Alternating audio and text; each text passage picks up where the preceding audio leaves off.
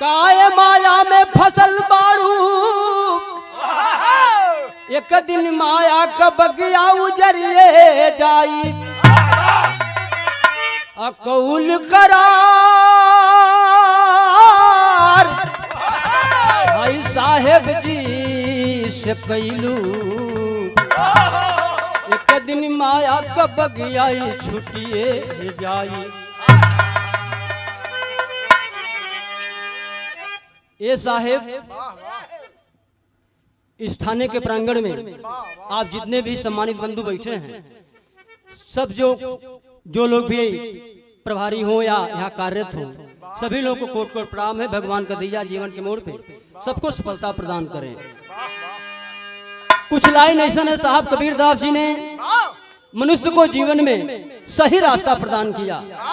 धरती पर कोई भी ऐसे देवी देवता या देवर्षि महर्षि संत गुरु इत्यादि नहीं आए जिन्होंने जीवन में मनुष्य को रास्ता नहीं दिया, लेकिन विडंबना मनुष्य की है कि अपने रास्ते को भूल कर दूसरे रास्तों का अख्तियार कर लेता है।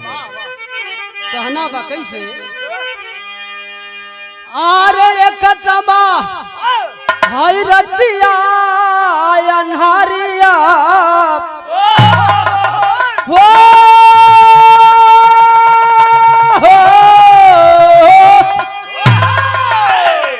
आरे एक तबा हाय रतिया अनहारिया कबाला मोरे उमारिया बाटे ये राम आरे ये कतबा हाय रतिया अनहारिया कबारी मोरे उमारिया बाटे ये राम कैसे जाई साहेब के नगरिया आरे कैसे जाई साहेब के नगरिया तो कवनो डहरिया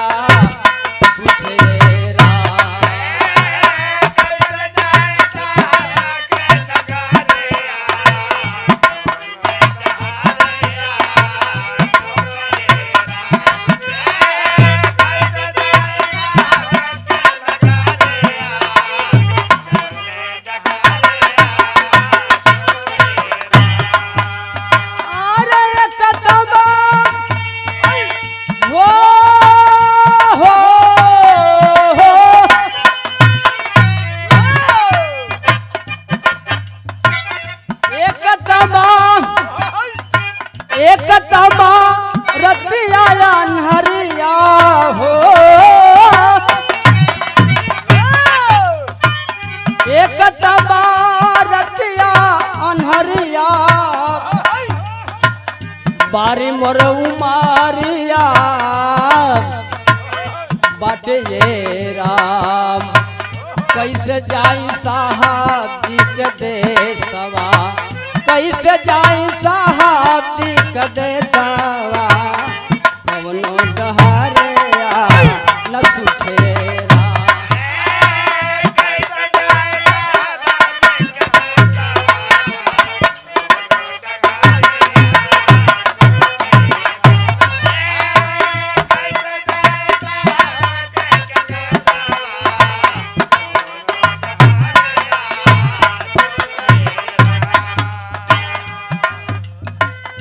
कर रवाई हवा भूलैली साहेब के बिसराई हो साहेब के बिसराए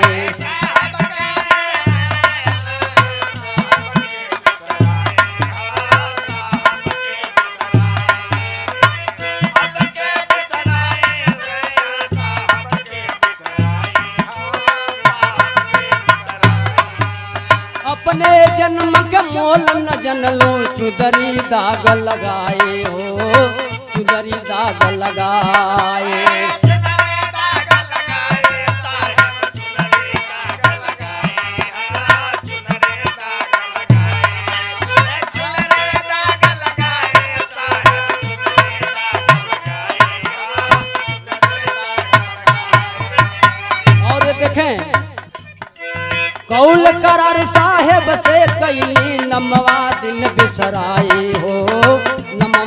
बिसरा।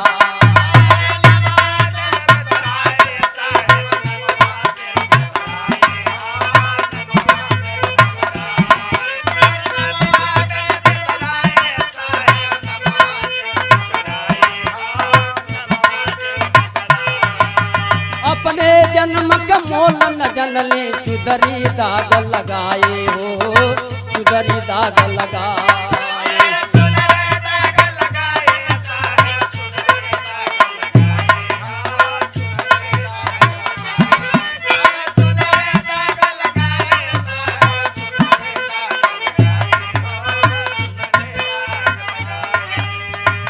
धीरे धीरे हो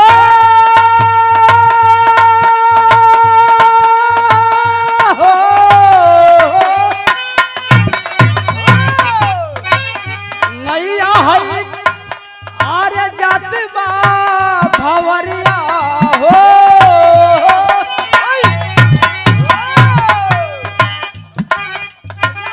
नैया है आरे जात बा भवरिया बारी मोर उमरिया बाटे जेरा। कैसे जाई साहेब जी के देशवा, कैसे जाई साहब जी के देशवा, कवनो डहरिया न सुझेरा।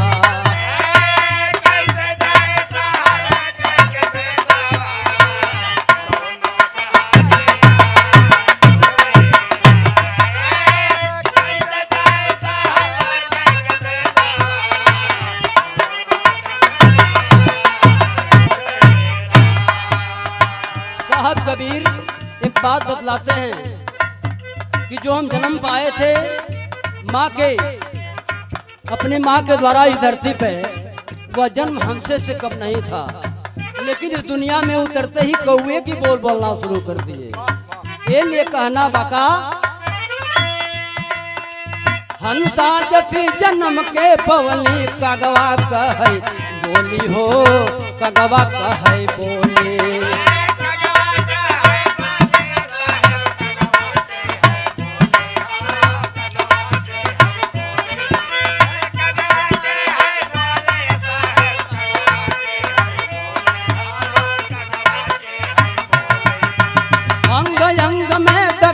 लागल गंदा भैली चोली हो, गंदा भैली चोली।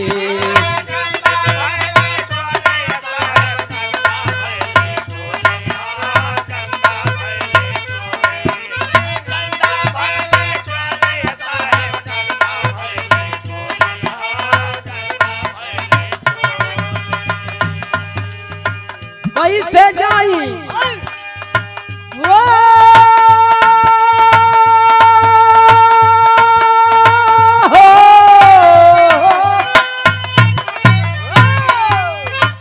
कैसे जाई आरे साहब जी के सवा लंबी अटरिया बसे जेरा।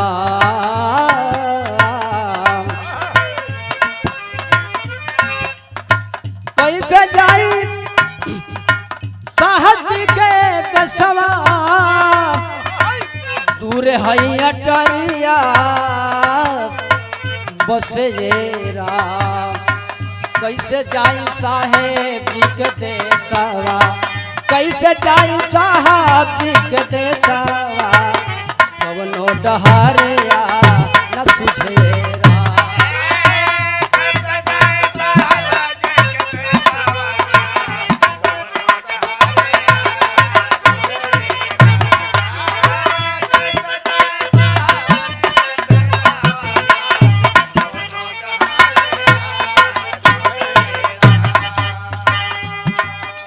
सूरत सुहागिन कहवा जालू आपन जन्म गवा के हो, आपन जन्म गवा के।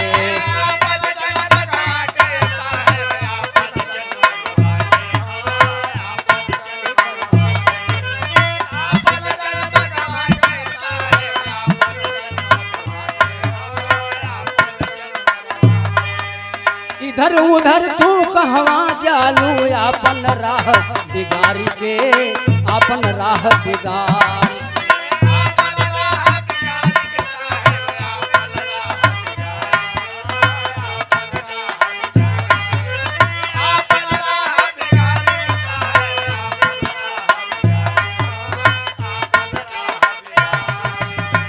धीरे धीरे आरे मैली भाई नजरिया हो,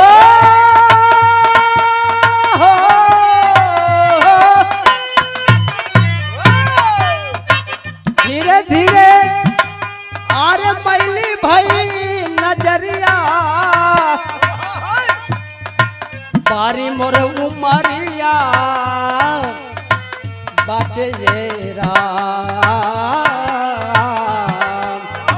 कैसे जाई साहब दिख दे सवा, कैसे जाई साहब दिख दे सवा कवनो दहर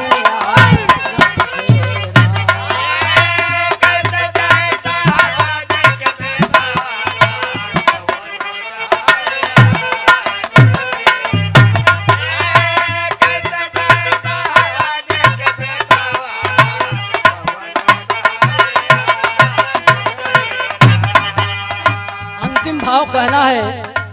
बालक को जहाँ से दूसरा बोलने की क्षमता मिली थी, बहुत बहुत योगदान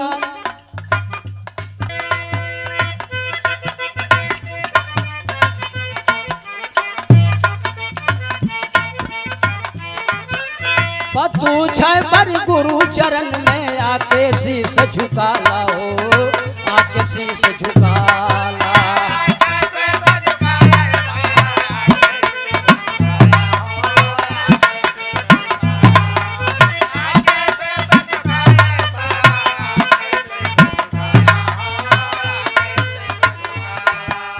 राम शीश गुलाबत बिटिया काहे तू भूला लाओ, काहे तू भूला ला।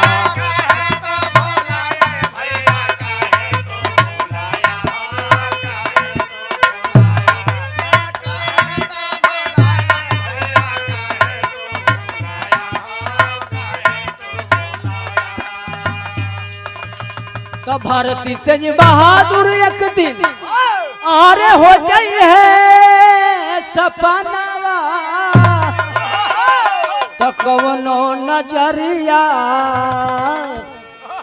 न देख दे राम। अरे कैसे जाइब साहेब जी के देशवा, अरे कैसे जाई है साहेब जी के देशवा कवनो डहरिया।